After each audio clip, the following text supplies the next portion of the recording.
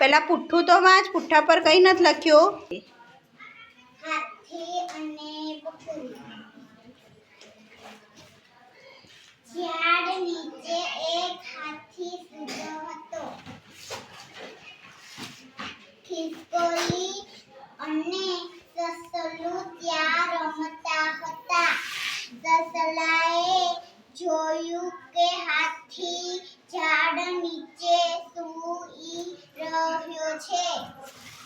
રમતા રમતા તે બંને હાથીની પીઠ પર ચડી ગયા.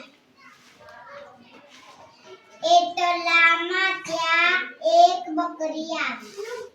બકરી પણ હાથીની પીઠ પર ચડવા લાગી.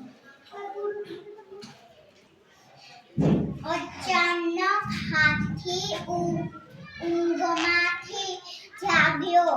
ત્રણેય હાથીની પીઠ પરથી